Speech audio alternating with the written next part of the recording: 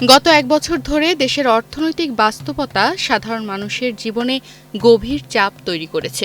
দ্রব্যমূল্যের ঊর্ধ্বগতি, চাকরির বাজারের সংকোচন এবং বেকারত্বের হার বৃদ্ধি সব মিলিয়ে অনেক পরিবারের মাসের আয় আর ন্যূনতম চাহিদাও পূরণ করতে পারছে না। প্রয়োজন বিদায় সব চাকরির সাথে মেনটেনেন্স করে কুলানো যাচ্ছে না বিদায় আমরা আসলে পার্ট টাইম হিসেবে বিজনেসটা শুরু করি বাসায় থেকে। যারা চাকরিতে আছেন তাদের বড় একটি অংশকেও নির্ভর করতে হচ্ছে পার্ট টাইম কাজ বা অতিরিক্ত আয়ের বিকল্প পথের ওপর। সবাই একটু প্রফিটের জন্য একটু বিজনেস করার চেষ্টা করে, যে কিছু যদি হয়, বর্তমানে অর্থনৈতিক অবস্থাও একটু মন্দা, এই জন্য একটু দেখি যে কি হয়। সে 17 বছর পরে বাংলাদেশে আসবে, প্রতিটা মানুষের হইলে যে একটা আবেগের জায়গা, সে দেশে আসবে, এটা এর জন্য আশা, আর মূলত একটু বিজনেসের জন্য আশা। একমাত্র স্মার্ট সিটি বসুন্ধরা, আধুনিকতায় এক ধাপ এগিয়ে।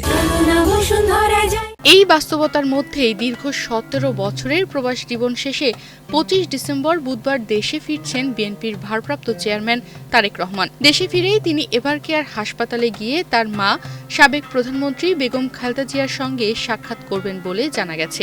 এরপর রাজধানীর 300 ফিট এলাকায় একটি সমাবেশে ভাষণ দেওয়ার প্রস্তুতি রয়েছে। এই কর্মসূচিকে ঘিরে আজ রাত থেকেই মঞ্চের সামনে জড়ো হচ্ছেন হাজার হাজার নেতাকর্মী ও সমর্থক। তবে এই অপেক্ষা কেবল রাজনৈতিক উত্তেজনা বা আবেগের মধ্যেই সীমাবদ্ধ নয়। অনেক মানুষের জন্য এটি হয়ে উঠেছে বাড়তি আয়ের সুযোগ। রবিতে কর্মরত একজন চাকরিজীবী চকবাজার থেকে বিএনপির লোগো সংবলিত ব্যাজ ও পতাকা এনে বিক্রি করছেন।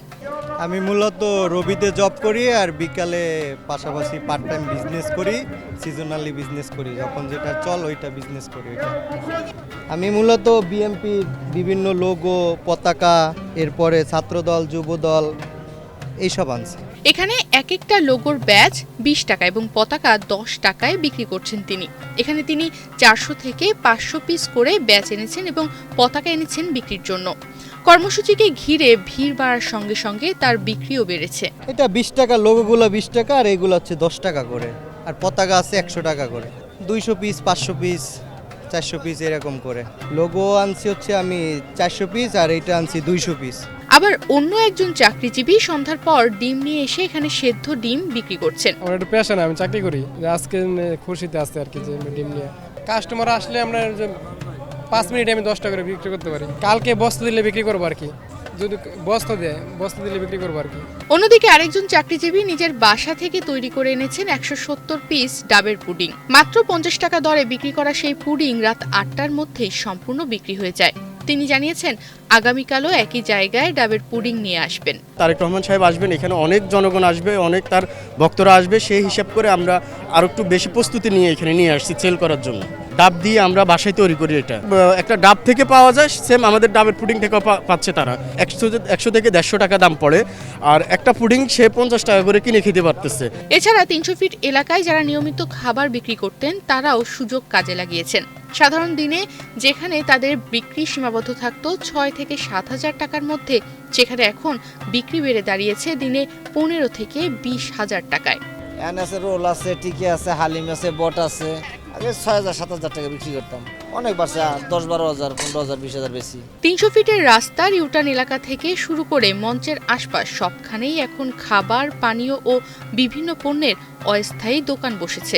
বাদাম আছে, নারকেল আছে, মিষ্টি বাদাম আছে, ব্যাটাটিক্স সবকিছু আছে আর কি। এমনি নীলা মার্কেট দোকানদারি করি আর কি, 2 দিনের জন্য আসছি আর কি। না, নীলা মার্কেট এমনি মোটামুটি ভালো বেচতে পারি, এখানে আইসা অনেক ভালো বেচতেছি আর কি। সব মিলিয়ে তারেক রহমানের প্রত্যাবর্তন শুধু রাজনৈতিক দিক থেকেই নয়, অর্থনৈতিক বাস্তবতার দিক থেকেও একটি ভিন্ন চিত্র তুলে ধরেছে। এই ঘটনাকে ঘিরে তৈরি হওয়া মানুষের ঢল বহু ক্ষুদ্র ব্যবসায়ী, চাকরিজীবী ও সাধারণ মানুষের জন্য অস্থায়ী হলেও নতুন কর্মসংস্থানের সুযোগ তৈরি করেছে। দেশের ভবিষ্যৎ অর্থনীতি নিয়ে যেমন নানা প্রত্যাশা তৈরি হচ্ছে, তেমনি এই মুহূর্তে অনেক পরিবার বাড়তি আয়ের মাধ্যমে নিজেদের জীবনে সাময়িক স্বস্তি ও মুখে হাসি ফিরিয়ে আনতে পারছে। তনিমা রহমান, বাংলাদেশ প্রতিদিন।